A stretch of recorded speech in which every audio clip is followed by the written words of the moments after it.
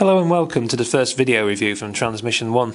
Today we're taking a quick look at some of the features on the TTI TXL-446 PMR radio.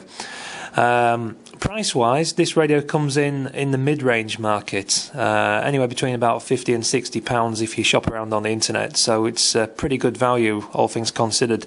It's kind of semi-pro, I would say, this one, in terms of its features and also its looks as well. So one of the things you do get with the TXL is a nice desktop charger.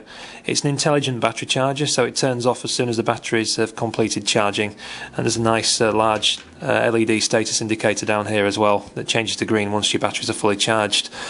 Size-wise, the TXL compares with many other transceivers in the same sort of price point. Here I've got the old Motorola T6222 transceiver. I had this about 7 years now, and I tend to use this as my reference radio because it's basically everything that a good PMR radio should be in terms of performance and features as well. So they do compare very similar in that respect as well. Build quality of the TXL is pretty good. It has got a nice weight to it. It looks good. It feels just about right in the hand as well. And inside the radio you've got 3 AA size batteries, so it's nice to see a transceiver that uses proper AA cells rather than some of the cheaper radios that use the AAA batteries, which obviously don't give us good capacity. And it means that you can always upgrade the cells if you don't like the ones that these come with, although they seem to last pretty well in a day's work. So all in all, it's a really good package for the price. Turning the radio on, you've got a rotary volume control up here, which is quite a rarity these days on some radios, because a lot of them just use the buttons on the front to control everything, including the on-off and the volume and squelch and everything else. So it's nice to see a proper analog type volume control here. So if you turn the radio on, the first thing you'll notice is the extremely bright green backlighting. Really excellent in terms of its looks. All the buttons are great. Everything lights up brilliant in the dark, so it's ideal for nighttime use. Let's just stop the radio scanning there for a second. In the centre of the radio you've got up and down keys, so you can actually cycle through the 8 license-free channels. Really easy to use. In fact, everything's controlled from just these 4 keys on the front here. All you have to do is press the M button, which is like the menu, and that takes you through into various other configurations. So you can set CTCSS tones, and the radio supports all 38 of the common CTCSS, and also it supports digitally coded squelch, the DCS tones too, so a wide range of options there for anybody looking at a sort of semi-serious PMR radio. It should be compatible with just about everything on the market. Really easy to use. Just press the M key repeatedly to change through the different options. You've got voice operated transmit, you've got a dual watch facility. You can set the squelch levels. There's only 3 squelch presets available, 1 being the most sensitive and 3 being the least sensitive. I'd have preferred to see a little bit more option on that one. I'm not really in favour of the preset squelch levels, but you do have the monitor key on the side there, so you can release the squelch anytime you wish if you're struggling to make a distant contact there. Okay, moving on somewhat, if we go back through the menu options, there's a Roger beep that you can turn on and off. It's just a single tone beep, nothing too irritating, but you can actually turn that on or off there. It's one of the configs on the menu. And also there's a BP option, which turns the beep on and off, so you can actually get rid of that annoying keypad beep, especially if you're using the radio at night time and you don't want anybody else disturbing, really. Can be a blessing, especially if you keep pressing the keys all the time. There's other things that you can do, like setting the call tones.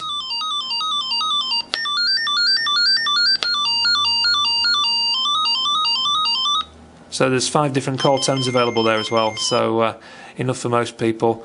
And there is a facility to scan for CTCSS and DCS tones if you want to work out what the radios are operating on there.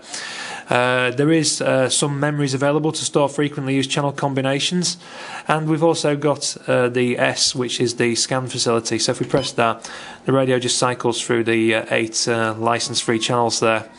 It's actually in scan mode. It just ignores the CTCSS value. It just gives you the basic scan option, so just worth considering there, that you will hear anything that's active on any of the channels at any given time there. So that's quite cool, really.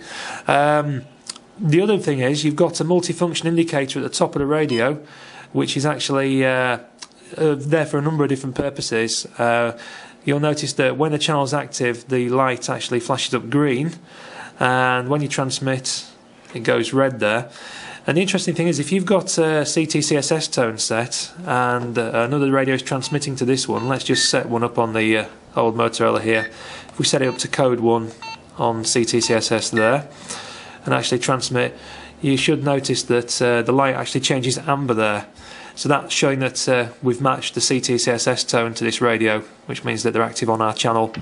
Now if we actually change to another CTCSS tone that the TXL isn't set to, you'll notice the indicator status goes green to show there's activity on the channel, but obviously we can't hear it because the CTCSS tones don't match up there.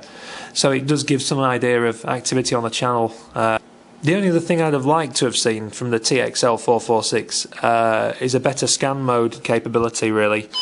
Simply the fact that the old Motorola can decode CTCSS tones on the fly. So basically, if you're in scan mode on this particular radio and an unknown station transmits on the frequency, it can actually decode and display the subtone number, in other words the CTCSS code number, in the top right hand corner on this particular radio, and it does that instantly, whereas with the TXL you've actually got to set it off on a scan, and it has to scan all 38 CTCSS or DCS codes, etc. So that's quite a cool feature on the Motorola, which isn't found in, well, I can't think of many other radios that actually do this particular feature, but you know, that would make it the ultimate you know, transceiver, really, if it could do something like that, which is quite a handy little facility. But on the whole, I really like the radio. It feels good, it's a great price, and so I'd recommend it. Hope you've enjoyed having a first look at this TXL-446. And don't forget to check out the full review on my website at www.transmission1.co.uk.